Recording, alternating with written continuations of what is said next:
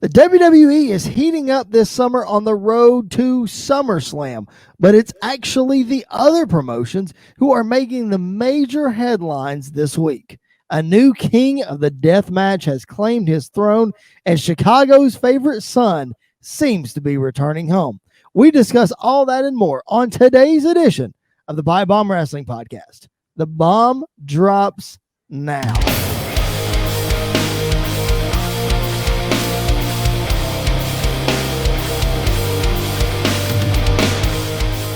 Hello and welcome to another Thursday edition of the Pipe Bomb Wrestling Podcast, the show that is for the fans, by the fans. I am your phenomenal host, Mr. Podcasting, Chris Belcher. You can follow me at Chris Belcher24 on Twitter and on Instagram. Make sure you do that. I greatly appreciate it. If you are listening to us on Sportinarium Radio, thank you so much for doing that. We greatly appreciate your support. Make sure you're listening to all the other great shows on Sportinarium Radio at sportinariumradio.com. Make sure you check them out. Follow them on Twitter and Instagram as well. Again, we greatly appreciate their partnership. I am joined today by the indie darling himself. After a couple episode absence, Mr. Andy York is back in the house. What's up, man? How are you? Not much. The wrestling world decided to explode as I was gone. So oh my gosh, I'm ready for it, man. Maybe you need to leave more often, and the wrestling world will just like, oh my gosh. If we get all the things that we got the week I was gone, I would gladly step away and watch from the sidelines. I mean, it was ridiculous. It was absolutely ridiculous. We're going to get into all that. Make sure you follow the show. We are at PBW Podcast on Twitter, Instagram, Facebook. Make sure you subscribe to our YouTube channel. Give us a follow over there. Leave us some comments. Make sure that you are subscribed on your favorite audio platform. We are available wherever you find your podcast. Hit that subscribe button and give us 5 stars. We have our t-shirt giveaway going on this month. I will flash our little fancy ticker up here because I forgot to put it up again. That is 2 weeks in a row. So I will explain the July t-shirt giveaway this at the end of the episode because this week is the last week for it. Next Thursday, Andy, we will be giving away a Pipe Bomb Wrestling Podcast t-shirt. We will announce the winner next Thursday on the show. So again, make sure you tune in to the end and I will explain to you exactly how to enter the giveaway. But Andy, let's not waste any more time. Let's get right down to it. In my opinion, and in a lot of people's opinion, honestly, the biggest wrestling news of the weekend, the shocker in GCW Game Changer Wrestling, a new world champion, Matt Cardona, formerly known as Zack Ryder, has upset Nick Gage, beat him at his own game in a death match. You and I both watched it. What a brutal match. And I honestly, I didn't expect Cardona to come out on top, but it absolutely makes sense. What's your thoughts? Yeah, I was not expecting him to win at all either. And I think we all understand, we all expect the craziness that is Nick Gage. I'm sorry, that happens. And I don't know, man. It was intense. It was ridiculous. I think the crowd really. I think somebody mentioned. Somebody said this a couple days ago after it happened. I fully agree. It reminded me of a ECW one night stand. It reminded me of one of those crowds of completely for Nick Gage, completely against Matt Cardona, which is amazing. The heat that man got just for being who he is ridiculous. I mean, he doesn't even, honestly, man, he doesn't even have to come out there and say anything. No, he does not. No, he just has to do his WWE woo woo woo. Yep, and he gets all the heat. And It's one of those that this guy got himself over in WWE for a reason, and they kind of just dropped the ball with him more than once. And he's now showing that he can kind of do this thing on his own, and I'm very happy for him. He definitely paid his dues in this match. Yeah, he definitely showed that he could hang with guys like Nick Gage. It was brilliant. I love that he wore all white. Yeah, out to the ring, so that by the end of the match, you just saw nothing but blood. That was brilliant. The gash on his arm from that table spot or that glass spot was nasty. The pizza cutter to the forehead just is it was all rough and And beautiful I at the don't know same if time. I don't know if you saw Chelsea Green, his fiance. I don't know if you saw her Yes. Instagram stories, but Yeah. she put an Instagram story out there for those of you who didn't see of the white sheets in the hotel bed that Cardona slept in, and they were covered in blood. She had to go explain to the front desk that my husband was in a death match last night. Nobody is murdered in our room. There was that much blood. Oh my gosh. It was ridiculous. It was brilliant that they played Chris Jericho's music as like the tease. Yep. The match was definitely overbooked because half the guys that ran out, I had no idea who they were. I just Right. knew the crowd knew them and were cheering and booing, and it worked. So it was really good to make Matt Cardona this big bad guy now that Nick Gage will obviously get his rematch and probably win the title back from him. Sure.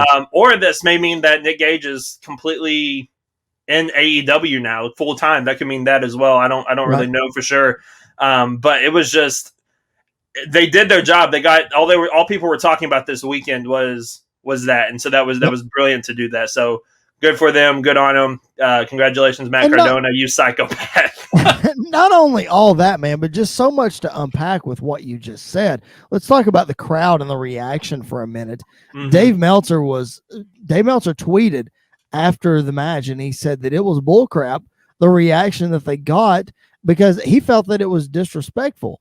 And everybody and their brother in the wrestling world is like, what are you talking about? Yeah. Like, you wrestling historian enthusiast, like, do you not remember the reactions the NWO got or anything like that? I mean, that was brilliant. Obviously, don't want Cardona to get hurt. I mean, people actually hurled pizza cutters at him, full bottles of beer, all this other stuff. So it was dangerous. But at the end of the day, that's wrestling heat that has not been captured in a long time. And that's the reaction he wanted. You could tell by how he was playing to him. That is the reaction he wanted. If that wasn't his reaction that he was looking for, he would have got out of there as quick as he could. He played up to it for sure. Yep. It definitely. I haven't seen a whole lot of ECW footage, but all the ECW footage I have seen, it reminded me of one of their shows, especially when you got Bubba in the ring and they're throwing all the chairs at him and everything else. It was one of those that something we don't see anymore in wrestling, and I think it worked really, really well, and I loved it. It's not as psychotic as CZW is, but it was just underneath it, and it was what it needed to be, I think. Right. Well, let's talk about that for a minute, because in my head, I'm not a big deathmatch guy. Okay. Mm-hmm. I'm just not. And I say that with full transparency that I'm not going to sit here and criticize anybody that watches this or is a huge fan of this, because tomato, that's your style of wrestling. That's fine, but what I will say is and this is going to sound really weird. As brutal as it was, I expected it to be worse. I did too. And what I mean by that is all we saw was glass and chairs. Okay. Again, those guys shed a bunch of blood, and I wouldn't get in there and do it. So I'm not knocking them. But I expected some barbed wire, and I expected some tables and some other stuff, and we didn't get that. Yeah. Do you know if that's like just a GCW thing, or I think it's just a Nick Gage thing? Okay. Because the dark side of the ring thing, most of his matches just involved glass and light tubes and pizza cutters. Is all I really saw. Gotcha. And I'm kind of the same way. Like, I think death matches have their spot in wrestling. Sure. They're kind of like Hell in a Cells and Last Man Standings and everything. I don't want to see them all the time, but for like blood feuds and things like that, I think it definitely has its place. And I was expecting. I mean, obviously, when you've got Matt Cardona that has a severed artery basically in his arm and is bleeding everywhere, it was brutal. I was just expecting it to be more brutal, or that they were going to use more things to get to that brutal spot that they got to. Yep. But then again, every time I think of a light tube going over somebody's head, it makes me cringe. So it kind of works itself out as well. Especially like, you got to think when there's glass and light tubes, not only the impact, but it's just now there in the ring that's just going to be hit every time. Yep. So that was once you kind of think about it. But I was expecting more thumbtacks, barbed wire, maybe fire. I didn't know what to expect. Well, listen, if you guys haven't watched this match, I'm not going to directly reveal the source that you can go watch this. I will obviously point you to the Fight app because that is where the pay-per-view aired, but there are other sources that you can go watch this match if you haven't yet and you can stomach it, go watch it. Again, Yep. it's very well done. It really was. And kudos to Cardona for, making it through the match and really honestly proving everybody wrong. There's a lot of people that just didn't think that. I thought he was crazy myself, but here he is. He won the match, and who knows where GCW will go from there. You mentioned Jericho's music, and let's get to that point as we transition into AEW as part of Beyond the Federation here on the Pipe Bomb Wrestling Podcast. Full disclosure, we are recording this episode of the show a day earlier than normal, so AEW has not aired yet. So even though this airs on Thursday, we have not seen AEW. So what we are about to talk about may or may not have more information, more details, may or may not have happened. But we feel like we need to have the conversation. You mentioned Jericho's music being played in the middle of the match. That was brilliant. Gage is fighting Jericho in a no DQ match this Wednesday night on Dynamite. I think it's Fight for the Fallen. Is that right? Yeah. Okay. I think so. What's the likelihood Cardona shows up, you think? Maybe. I'm not too sure. Because he only showed up once or twice in AEW, if I remember correctly. Cardona. I think he showed up one time to run somebody off. No, he ran the person off, and then he was there for about a month because he wrestled at last year's All Out. He was in a 6-man or an 8-man tag. Yeah. I think he got the win over Colt Cabana, if I'm not mistaken. Yeah, okay. Then it's the Dark Order. So there's a good chance he probably shows up. I wouldn't fully bank on it because I think that they want to do something with Nick Gage and MJF. So to me, it would be weird to have MJF, who is a massive heel, Nick Gage, who's basically like a massive babyface in most places. Right. And then you got Chris Jericho, who's the face here, getting help from Matt Cardona, who's like a big heel right now too. So I don't really know the dynamic of how it works, unless he just shows up to screw over Nick Gage, and then there's no other mention about it or anything, and they just move on. But I'm not too sure about it. But guts to Chris Jericho for doing this match too. I mean, it's gonna be rough to watch this one as well. Sure it is. And, we talked about this on last week's episode. It is certainly going to be a tamed down version of what we saw on Saturday night with Nick Gage. I think Jericho's smart enough to not sign on for one of those kind of matches. He's not going to do it. No, I definitely think we're going to get light tubes at some point. We're going to get something. But something, yeah. Yes, we will 100% get something. I don't know what that something's going to be, but we'll get something. We mentioned before we started recording, and I mentioned at the top of the show, we talked about it in depth last week as news was breaking as we were recording the podcast. It seems as though CM Punk, the long lost child of professional wrestling, and the American Dragon, Bryan Danielson, aka Daniel Bryan, it seems as though they are both confirmed to have signed with AEW. Now, as of last week, the first source had broken Bryan Danielson's signing, and at that point, CM Punk was just rumored. It was rumored that he was going to get back in the ring, and if he did, all signs pointed to AEW. Right. Since then, more people have confirmed Daniel Bryan's signing, has even talked about some of the terms that he wanted. Again, that's rumor and innuendo. Right. People have also said that CM Punk, at first, it's a done deal, but they're waiting till they get in person to sign the contract. Well, then the next day, some report comes out that says, nope, they signed it this morning. It's a done deal. He's going to be in Chicago. What are your thoughts on all of this? Because it can get so convoluted if you think about it too much. But at the same time, these are the two guys that rocked WWE in the early 2010s. Yeah, I don't know what to make of it all. I mean, I think that it's probably true what's happening with CM Punk. I think him signing is more than likely. He's definitely probably going to show up at one of the shows in Chicago because they have like three straight shows in Chicago. They're doing Dynamite, Rampage, and All Out. I'm pretty sure. So more than likely he'll show up at All Out. I'm one of those person though. I believe that he is signed, but I'm not going to fully believe it until I see him in person in the ring. But the only thing I'll go a step further, not to cut you off. I'll go a step further is I won't believe it until he's in the ring and the bell rings. Yeah. That's when I'll believe it, because Punk has shown up in a lot of places. Yeah. But I'll believe it when the bell rings. My only thing about that is if he shows up on AEW, he's showing up to stay. It's not like an indie thing that he gets paid one time and then run away, because he did that I think once or twice.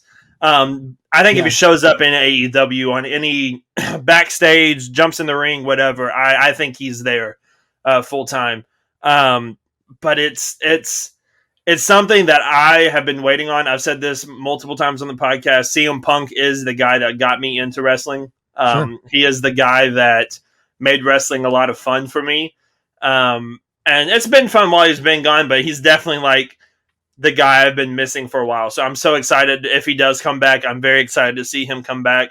It's brilliant. It's smart on AEW to get this guy, because the second they see him on TV, I think their ratings are going to jump even higher.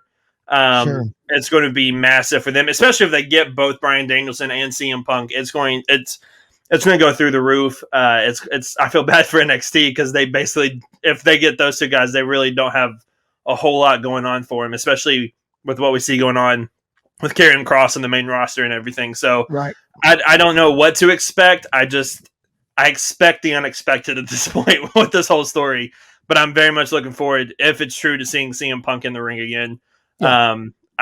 He's one of those guys that I don't know, even though he's been out of the ring for a while, I think he's one of those guys that can just pick it back up and keep rolling with it again. And I'm very excited to see it. He and Bryan were both very natural as far as ring skills and stuff like that. So I definitely agree with that. And they had one of the better feuds of like 2010, 2011. I don't remember. I think it was 2011, because at one point, Daniel Bryan was the world heavyweight champion, Punk was WWE champion. So those two guys carried the company for like a year. I think that was might have been closer to 2012. It might have been. Because I know Bryan was champion in 13. That's when he was feuding with Cena in 13. So I don't remember exactly. But anyway, beside the point. Yeah, these are two big gets for AEW for sure. I mean, you can talk WWE light all you want in terms of, what AEW is doing, but these are guys that are very particular about what they do and where they go and the decisions they make. And, if they're willing to jump to AEW and they think there's something there, I guarantee you that both of them, it's not just for the paycheck. Right. A lot of people would say that about CM Punk, and I think that has some to do with it. But from everything that I've read and learned about CM Punk, he is incredibly particular about everything. So everything has to line up. So that includes creative, opponents, travel schedule, those kind of things. So if it all lines up for Punk, then that's that. My question to you is, and I posed this question on the podcast last week, and Bo and Jared and I kind of tossed it around, and we didn't really come up with a concrete answer. Not asking you to come up with a concrete answer either, but with all of this talk about Punk and AEW, forget Daniel Bryan and the whole thing. Punk and AEW, how interested do you think WWE actually was or is in bringing Punk in? Or do you think it's WWE saying, oh, nope, we don't want him, AEW can have him? I don't know. I mean, I think Punk's one of those guys that could be like a Bret Hart, in the fact that he does not have a great relationship with guys like Vince and Triple H, but he is good for the business. And so having him back on your TV would obviously help in the ratings, especially on a show like Monday Night Raw that has been drastically dropping in ratings week to week to week. And so, Vince will do anything to pop a rating. So that wouldn't surprise me. I honestly don't think Punk wants to be back in WWE. I don't think so either. And if I was him, I wouldn't want to be there either. I mean, they kind of mishandled everything with him towards the end of his contract. And The Rock and Cena and all that, everybody knows those stories. So I fully get him not wanting to go back, but it would not make sense to me if I was WWE not to at least extend the olive branch to him. You know what I mean? Sure. Try to do that for him. And if I'm Punk, I would do that too, because then AEW is going to give me more money to try to outbid WWE as well. So, kind of playing both against each other without really wanting to go to one. Right. I think that's true. I think for Punk and WWE, I think it's a mutual disagreement. Like, I don't think, I think I think they both want to have a relationship just to say that they've patched things up. But I think in the end, neither of them want anything to do with each other. Absolutely not. I don't know why that is, but that's my thoughts. Yeah. Speaking of WWE, let's move on to Friday Night SmackDown. But before we do, if you are just now joining us, welcome to the Pipe Bomb Wrestling Podcast, the show that is for the fans, by the fans. If you're checking us out on Sportinarium Radio, thank you for doing that. Make sure you tune in and check out all of their fantastic shows. Follow them on social media. They are at Sportinarium WW on Twitter. Make sure that you follow me on Twitter. I am at Chris Belcher 24. The show is at PBW Podcast. You can find us every Monday and Thursday wherever you find your podcast, and you can see our smiling faces on YouTube. As well as if you are listening on Sportinarium Radio and you are a brand new listener, thank you for doing that. Make sure you check out our YouTube channel and anywhere you find your audio podcast to check out our archives. There is something for old school fans, new school fans, everywhere in between. There is pay-per-view live recaps, superstar biographies, special interviews, the whole 9 yards. Make sure you check out our archives. We greatly appreciate it. I am joined by the indie darling himself, Mr. Andy York, host of the Shandy Show, which we will get to in a little bit for all you comic book fans out there. So, Andy, SmackDown was this Friday night. Money in the Bank was last week. You have not been on in a couple of shows, so I want to give you a chance to talk about just your reaction to live crowds being back in WWE. This whole seemingly, I feel like, a new era of WWE with live crowds back, and just, I don't know, man. I know you mentioned ratings and stuff earlier, but to me, and maybe I'm a shill, Jared Justice, you can call me out. I'm a shill. It just feels different to me. What about you? What are your thoughts? Yeah, it definitely feels different, and it feels everything feels better. Even though things can tend to still get bogged down, and you still get very frustrating booking from time to time, but that happens any promotion anywhere. So, but live crowds being back has added to the business and added back to pro wrestling. It has not taken away from it. Every crowd so far, except for the crowd that was in Miami that did not care about WWE being there at all. Oh my gosh. Other than that, everyone else has been like on fire for everything that has been on TV. So I commend them for that. That's awesome. Money in the Bank was absolutely amazing to watch. Friday Night SmackDown was so much fun to watch a couple weeks ago with the crowd being back. Roman Reigns got a massive pop, which very much surprised me. Finn Balor got. That's the thing that I've been looking forward to the most, is seeing who's actually over and who's not. Yep. And guys like Rhea Ripley was majorly over on Raw this week, and that really surprised me. I know you're gonna love this one. Matt Riddle is over with the fans. Everyone thinks like me, so it's fine. I love Matt Riddle. So like all these guys that we weren't too sure how people are gonna take to, they're over right now, and it's working really well. So I'm very invested in it, more so now than I ever was really in the pandemic era. And so I'm very happy that live crowds are back, and I'm hoping that we can keep them. And it's a lot of fun right now. Pro wrestling is a lot of fun right now. Absolutely. It definitely is. Let's hit on a couple of those things that you mentioned. Talked about the live crowd in Miami at the Rolling Loud Festival. I thought the idea was great. Something for WWE to branch out on, do something a little bit different. But like you said, the crowd wasn't in it at all. Do you think that hurt the overall presentation, or do you think it was just about putting WWE in front of a massive, massive crowd and the look of that on television? I would say it's more the look of it than the actual response they got. Because, the production of it and the setting of it, it looked awesome. It looked absolutely cool. And so the ring and how they had everything placed up, it looked amazing. But it just, the crowd was not in it at all. And they're not wrestling fans, so why would they be in it? It probably was weird to watch. And if to me, if you're going to do that, you need to have some mainstream guys that people know if you want to get a reaction. Right. Nothing against Carmella, nothing against Bianca Belair or the Street Profits or Chad Gable and Otis, but you have John Cena back. Why not send Cena out there to do something? You could have had Cena go out there and cut his opening promo that nobody responded to. You could do that, or you could have Edge go out there and just squash somebody in 2 seconds and get a crowd reaction, and then set up Edge and Seth Rollins right there. Like you could do something like that. But it is what it is. They got eyes on the product, and from a business aspect and a business standpoint, they got more eyes on their product that night than they probably did most of the year last year. So that was pretty smart on their part to do that. You mentioned Finn Balor a few minutes ago, and obviously all of us hardcore fans are excited to have Finn Balor back, whether he's a babyface or a heel. Obviously, I would prefer to see heel Finn Balor because I think he really came into his own in NXT, and I get that you got to reestablish him before you transition him over to that. I think it's coming eventually.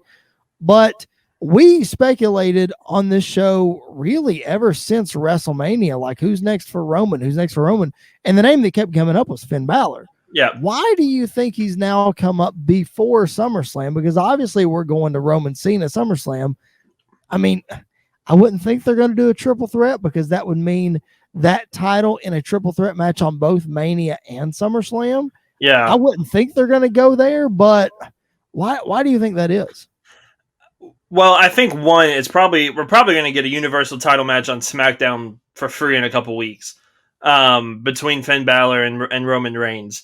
And I could honestly see them turning Finn heel on Cena.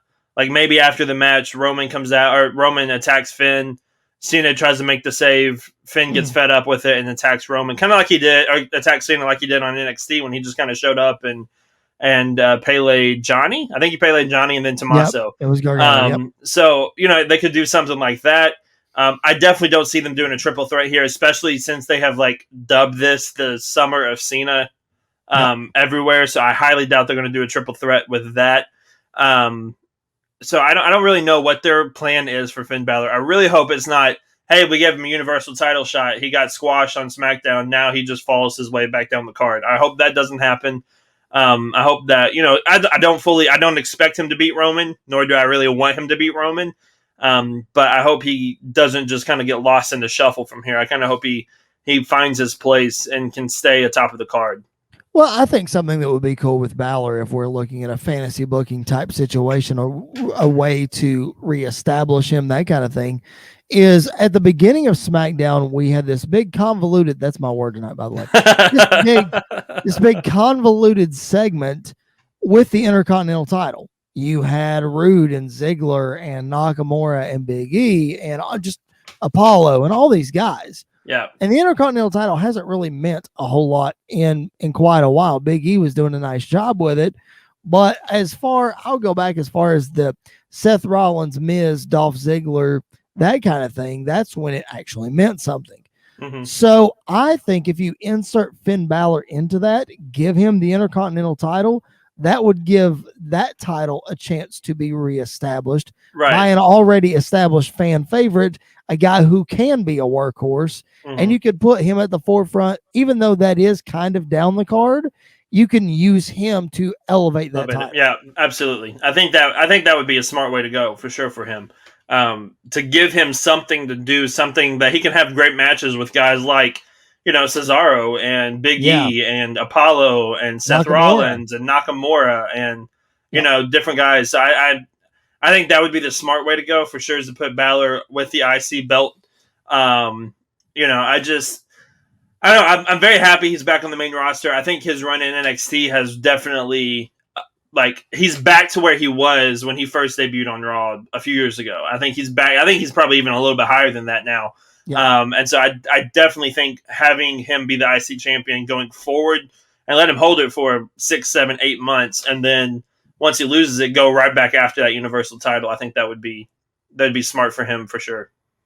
Man, I just rewatched that match with him and Seth Rollins today, actually, when he beat Rollins for the Universal title, when he got his shoulder separated, and it floods all these memories of what would have been if he hadn't hurt his shoulder, because obviously he was on Raw for 4 weeks. They had just brought him up from NXT. They put the Universal title on him. Obviously, he's going to be a big time player. Right. What would have happened had he not got hurt? He beat Roman too his first night, didn't he? He did. So that was like a massive push for him. Is like he beat the top guy in that company. Yep. And then he separated his shoulder in front of a very unapologetic crowd because of the way the Universal title looked. Yeah, I'd forgotten how ruthless they were about that. Yeah, that was rough. I watched that match. Let's look at one more thing on SmackDown before we move on to Monday Night Raw. I don't necessarily. This whole thing with Baron Corbin kind of is what it is. It's kind of interesting, and it's whatever. You know what I mean? I get it. To me, in my head, this leads to some sort of break spot in SummerSlam where Baron Corbin comes out and he's pleading with the crowd and yada, yada, yada. So I'm asking you, who comes out and interrupts Baron Corbin and literally just destroys him in the middle of the ring? Oh, man. I've got two that they could come back together and recreate a moment they've already had with Corbin. Okay. And that is The Rock and Becky Lynch. Okay, for the first SmackDown. Yeah, and from where Baron Corbin attacked Becky a few years ago, too. That's right. At the end of days. So she could come back, because I think she's going to SmackDown.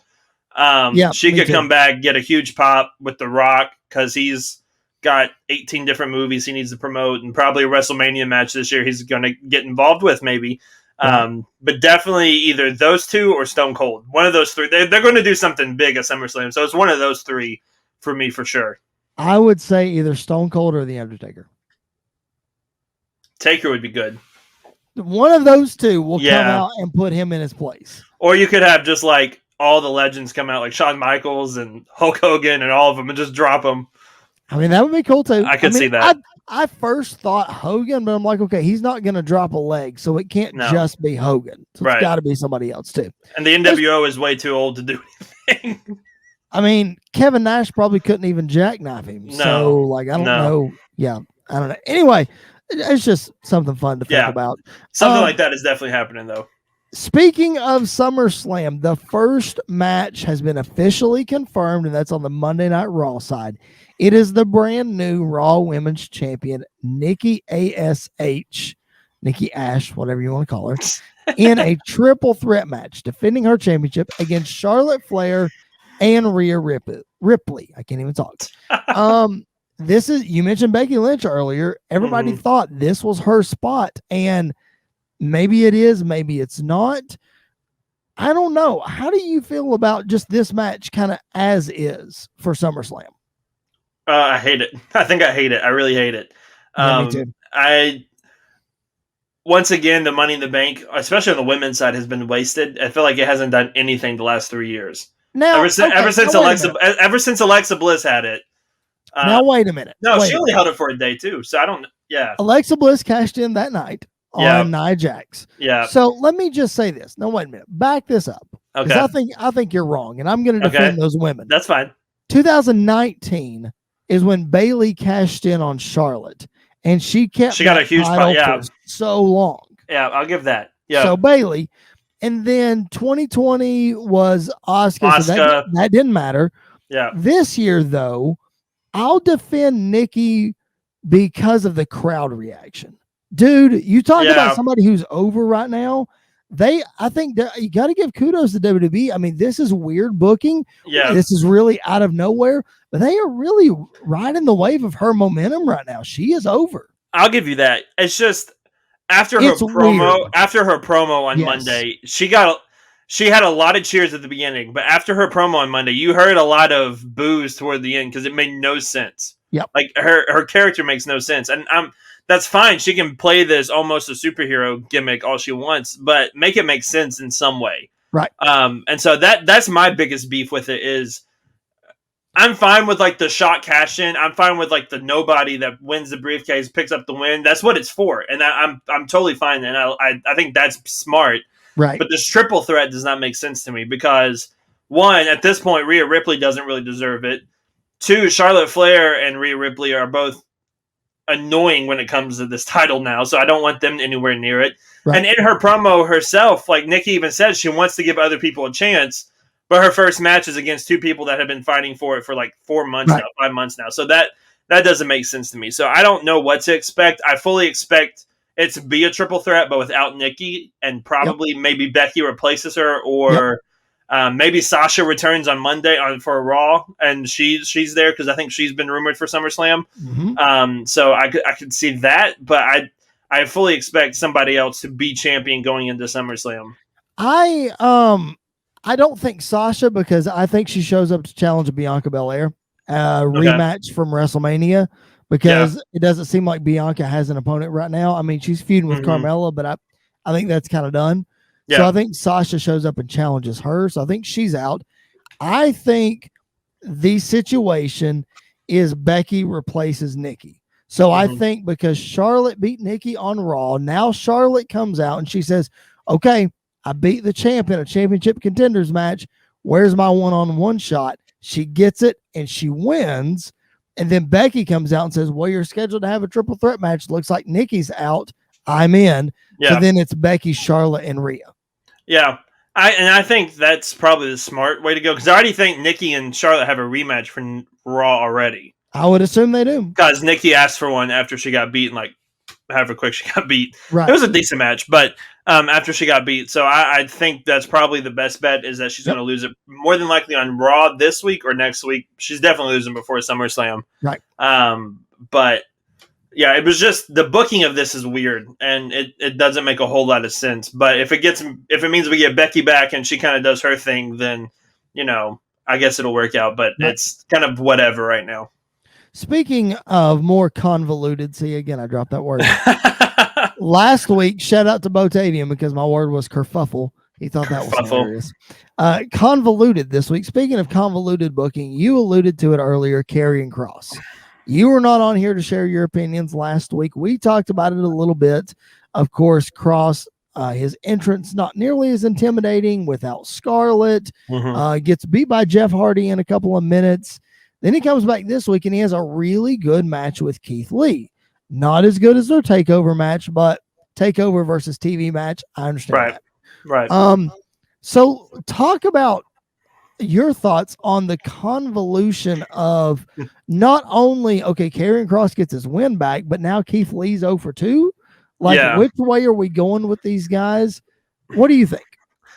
Well, I think you just found the new title for Monday Night Raw is now Monday Night Convoluted. I think that should be the new name of the show, because it is week to week. It's like an acid trip every week, and it's not getting better. Yeah, the whole Karrion Kross thing. It's like we talked about it when it happened, and we've talked about it kind of since then. Is that Adam Cole's promo is 100% right about Karrion Kross? Yep. Apparently, if you take away the music, you take away the girl, you take away the smoke and everything, and he's not as intimidating. He's not as effective as he should be. Right. To the point now where like the NXT Samoa Joe versus Karrion Kross, I'm not nearly as excited for as I was because of what's taking place on Raw. So you're hurting the brand that you're kind of using to compete with your competitor, and you're not helping yourself, you're hurting yourself, which makes me think that was a clear message from Vince McMahon to NXT that I don't care about NXT in a lot of ways. Well, I've read a lot of people say that, and I understand that. I get it, but I honestly, as crazy as Vince is or whatever, there is a method to his madness, and I'm not defending everything that he does. Please don't take it as that. Right. I just think that there's something more to this Karrion Kross deal. That, look at the guy. He looks exactly like what Vince McMahon would want a wrestler to look like. Right. He wears this gladiator type gear. He has this fierce look. He's jacked up. He looks intimidating. I mean, to me, you're not going to squash that guy. Right. And I don't think they've squashed him yet. I'm trying to give them the benefit of the doubt and see what happens. It looks bad right now, but I think Joe makes him look really good at TakeOver, which we're going to get to in a minute. I think Joe makes him look great. I think that only helps him on the main roster. They've just got to get Scarlett with him, and they've got to get his presentation to where it is in NXT. And honestly, man, not to get down a huge rabbit hole, but that's what a lot of the transition from NXT to WWE is. Yeah. The issue is presentation. Yeah. Yeah, it really is. And to me, the most frustrating thing is, though, like, taking away Scarlett hurts him, does not help him. He needs Scarlett with him. In no way does it help. And so I don't understand the logic behind that, because I don't really think there is logic behind it. And so I don't. That's the most frustrating thing to me, is that you see this working. Yes, it's in front of a smaller crowd in NXT, but you see it working. So why would you try to change it? And I understand it didn't always translate. Like, the Vaudevillains were really big in NXT. They came to the main roster. They were not taken seriously. The Ascension were the same way. So I get that aspect of it. But, you know, it's one of those that you give this a chance, and if it doesn't work, then you can repackage it any way you wanted to. Yep. Once you're kind of done with it. So the Karrion Kross thing is, to me, it's more concerning right now, because the track, and this is what I've said before, but like, the track record of some of this stuff has not been that great. Like, you more so you than me, but after WrestleMania, we were more bright side about the whole Fiend, Randy Orton, Alexa Bliss thing. And that's kind of, you know, fallen way off to the side now. And so I that's one of the things that I'm like very leery of and very worried about, is what's going to happen now with Karrion Kross. But then you flip the side to Keith Lee, and like, the guy basically this year, his motto is he's a stepping stone for Goldberg, which is frustrating and annoying for another way, because that's twice now that he's lost, and then Goldberg came right up and stepped up. Well, let me just say this. To that point, I was thinking about this earlier today with Keith Lee, and like, why are they booking him this way? I think the way they may see this is, yes, Keith Lee is 0-2 in his returns, but if you look at it from the perspective of he just lost to 2 world champions, right, then it's not that bad. You know what I mean? If you could have a quality loss in wrestling, that's what he's got. And I would agree with that if Karrion Kross didn't lose to Jeff Hardy the week before. Well, that's my one downside, is that with Kross losing to Hardy, and I'm not mad that he lost to Hardy necessarily, because Jeff Hardy is a legend. Like, losing to Jeff Hardy doesn't necessarily hurt you. It's just his first match on Raw. He hasn't lost since being in WWE, basically. So undefeated streaks are not very. Undefeated streaks never really work out in pro wrestling. And so that was kind of a mess up from the beginning. But then, like, it was a great match between Keith Lee and Karrion Kross. It just, to me, this match did nothing but hurt one of the guys in a lot of ways. And it had no solid point afterwards, because, you know, if Keith Lee loses, well, then he's lost 2 matches in a row from being gone for 6 months or 7 months. And now what do we do with him? If Karrion Kross loses again, like, he's the NXT champion, he's lost 2 weeks in a row, so he's not that big deal. So why even bother having him come up? So it's just, they kind of backed themselves into a corner with this booking that's been very frustrating for me. And, you know, I think Karrion Kross is, like you said, the full package of somebody that Vince McMahon wants. It's just, so is EC3 in a lot of ways, and that didn't really translate over either. So it's just, I don't know if it's the NXT thing. I don't know if it is Vince telling everybody he doesn't care about NXT. NXT doesn't count until you get to the main roster. So I don't know what the whole deal is. But it's just very concerning for me that Karrion Kross has been dealt this hand, and really Keith Lee has been dealt this hand as well. Right. I mean, I hate to, again, to go down a rabbit hole, but like, I wonder where it happened, where Vince's mind changed about NXT. Yeah. You know, because you look at NXT, and for a long time, look, I mean, all of today's stars came out of NXT. Roman Reigns, Seth Rollins, those guys were NXT guys. Yeah. Even Cesaro, who's hung around for a long time. He was Kevin Owens. NXT guy. Kevin Owens. Shinsuke, really. I mean, Finn Balor, Shinsuke. Yeah. I mean, Shinsuke didn't go straight to he hasn't been world champion or whatever, but all of those guys, Sami Zayn, who's had prominent spots, all of those guys were NXT guys. So where Drew McIntyre? Yeah. So where did it fall off? You know what I mean? What happened? And it's weird with the people that it works with, because like, we thought Keith Lee, Andrade, Aleister Black, all three of those guys were like destined to be Ricochet. main event guys. Ricochet were all destined to be main event guys. But Matt Riddle and Damian Priest were just going to be guys that got lost in the shuffle. And they're two of the more prominent guys on Raw right now. So, like, it doesn't really, there is no method, I feel like. I think it's just, well, there might be a method, and we just don't see it because Vince McMahon is a psychotic billionaire at this point. But, like, there's. We mean that in the most respectful way possible, Mr. Yes, McMahon. we do. Yes. I think he takes that as a compliment, too. But, like, it doesn't make sense. The guys that you would think would be the guys that Vince want is not the guys that Vince want. Right. And I think Damian Priest obviously got a lot of help with Bad Bunny, and they saw how good he was with that whole thing, and so that makes sense. I'm sure Randy Orton has had a lot of help with getting Matt Riddle where he is, which, you know, is great and fine, but there's just, the transition is so different and so weird, and it's so chaotic that you don't really know what's going to work, and you don't know what's not going to work until it happens, and then 6 months to a year in, all these guys that were prominent in NXT are either main roster like stars, or they're going to AEW or New Japan or AAA or somewhere else. Right. Yeah, it definitely, you just don't know what sticks. Let's transition. Let's talk NXT real quick. It did happen tonight as we were recording, so we don't have full results. We mentioned earlier that Samoa Joe and Karrion Kross, that seems to be confirmed on NXT tonight. Joe resigned as the enforcer, signed to the active roster, which we fully expected. That's great. What we didn't expect was the turn by Dakota Kai on Raquel Gonzalez. I mean, you could kind of see it building a little bit, but I mean, that's really interesting. And I don't want to say that I didn't see that coming, but it's just really interesting to me. Yeah, it happened a lot sooner than I expected, which, you know, I think sometimes that works. I mean, you know, when you break up a team that, like, before people are expecting it, like the Shield, it has much more of an impact than when it's like 4 years too late and then you break them up and nobody really cares. Right. So that is weird. They did officially announce that Kross and Joe are fighting at TakeOver 36. They did announce it. Because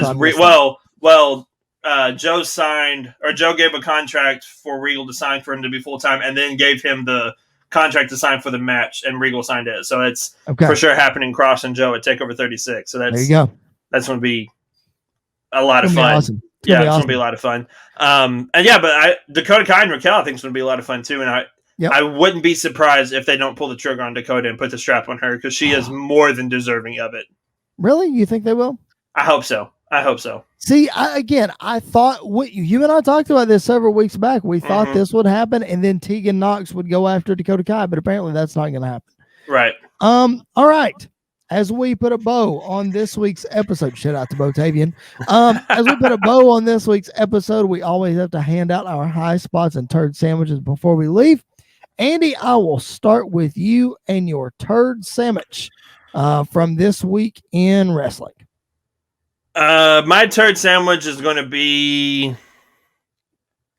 It's going to be the whole Evolution Lilylution thing on Raw this past week. Really? The video package was good, and it was funny, and it got me laughing, but it's just not working for me, really. And it's just frustrating, and it's not.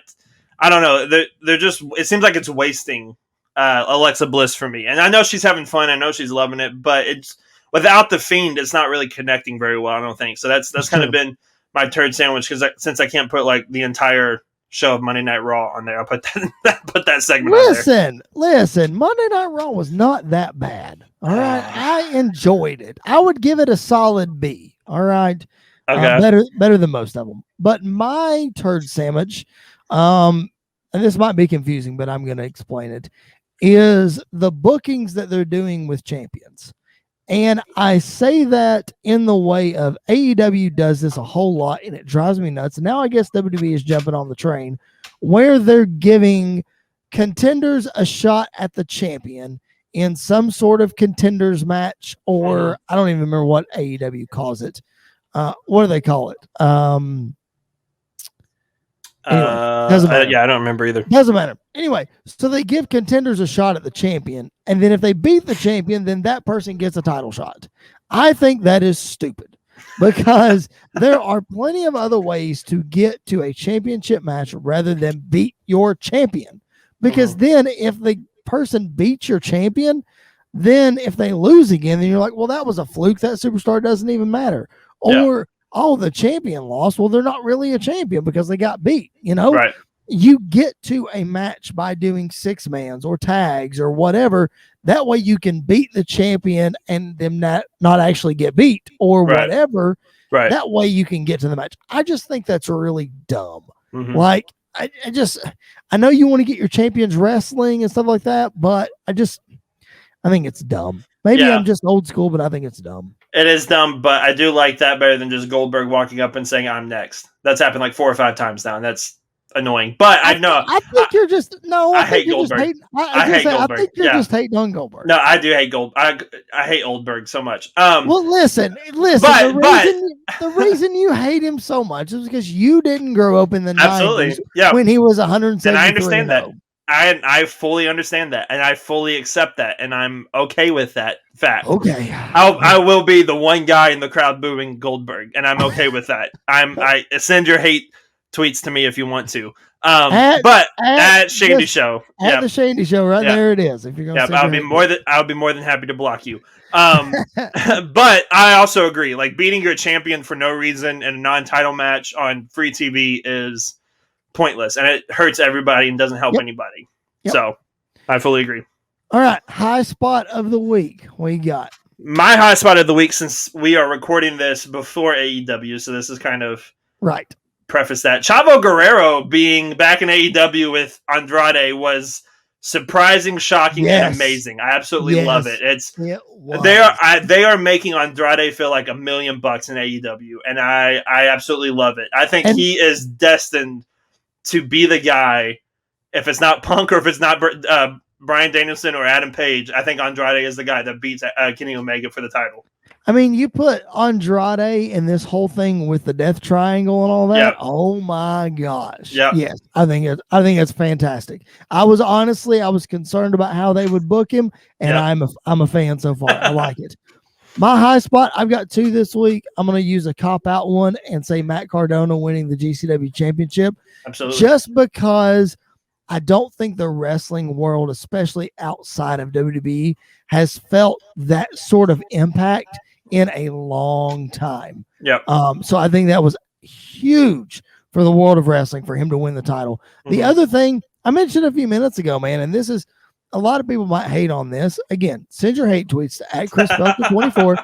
I'll throw it on the screen for you. I really liked the convoluted beginning of SmackDown with the Intercontinental title. Mm-hmm. Especially them kicking off the show with the Intercontinental title at the center focus and making it feel like a big deal. I love it. I think that's great. I feel like somebody needs to win that title, put that title in the spotlight, and I think it was a great way to, if they're going to do it at SummerSlam, great. But I thought it was really good. I enjoyed it. Yeah, it reminded me of like the Raws after Mania when like the champ would come out and then like 8 people would come out and then you would have 2 fatal 4-ways that would like happen right that night to set up the number 1 contender. I love when they do that. I'm a big fan of like tournaments in pro wrestling, and I'm a big fan of number 1 contenders matches when the champion is not involved. I love when like the matches on the TV shows matter. Yep.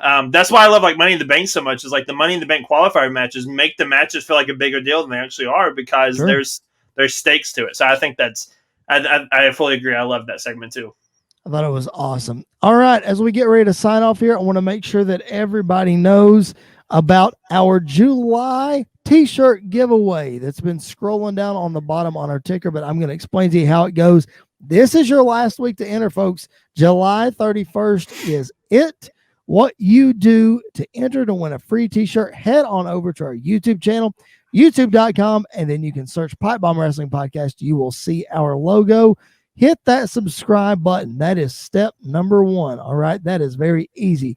Second step is also just as easy. Take a screenshot of your proof of subscription. So when that little button says subscribed with a D, take a screenshot of that screen. Okay, that's step number 2. And 3, share that screenshot on the social media platform of your choice. That could be Facebook, Twitter, Instagram, whichever one, and tag us. We are at PBW Podcast. That's it. You do those 3 things, you get entered to win a Pipe Bomb Wrestling Podcast t-shirt. If you have already subscribed, we are not leaving you out. Go to our YouTube page, share the link of your favorite episode on one of those social media platforms, and tag us. All right, you do that, you are entered to win the t-shirt as well. At the end of July, we are giving away a free Pipe Bomb Wrestling Podcast t-shirt, and we want y'all to be involved. Most importantly, though, we want to grow our YouTube channel. Get the word out. Why do you listen to our show? Recommend it to your friends. The more participation, the better. This show is for the fans, by the fans, and we want as much participation as possible. Thanks to the folks over at Sportinarium Radio for continuing to play our show almost daily, man, and it's great. I'm getting some good feedback, a lot of good stuff over there. So again, if you're listening from that platform, thank you very much. Go check out our archives and make sure you check out all the other great shows on the station as well. Andy has his very own podcast that he hosts as well. It's called The Shandy Show. Andy, tell them what's coming up this week on the show. Yeah, so actually we are not going to be doing anything until next week, but next week we are going to be reviewing the new James Gunn The Suicide Squad movie that comes out next Friday. So we're going to be talking about that and reviewing that movie, which is going to be amazing. If you're a wrestling fan, you should have some invested interest in it because John Cena himself is in the movie. So that's going to be a lot of fun to see him in that. And yeah, we're just going to be talking a lot about Marvel things, a lot of MCU news that's coming out about future shows and movies and things. So we got a lot of things that are coming up and talking about next week. But anyway, you find the Pipe Bomb Wrestling Podcast, you can find us as well. We're not on Sportinarium, but we are on Spotify, Apple Music, Google Play, YouTube, all that fun stuff. So check it out. And I'm going to do a little cheap plug for you as well. Your episode that came out, I think, well, on Tuesday, I guess it came out on Monday, Tuesday, of the tag teams list that WWE did. That was a fun discussion. That was a lot of fun. I really enjoyed that because I had some question marks about that list as well. So that was a lot of fun too. Well, I'm glad you enjoyed it. For those of you who missed that, make sure you go check it out on YouTube, on Spotify, on Apple Podcasts. My brother from another mother, Jared Justice, and I had a fun discussion about WWE's 50 greatest tag team list that they put out. We actually agreed with it a lot more than we thought we would, but there's still some holes in it. We gave you some fun top 10 lists of our own. So make sure you go check it out. It's a lot of fun. Speaking of Monday shows, next Monday, a very special, what I like to call rewind edition of the Pipe Bomb Wrestling Podcast is coming your way next Monday with a very, very special guest. It's August. It's SummerSlam season. So we're going to rewind and check out a fun episode that you've never heard before. You don't want to miss it.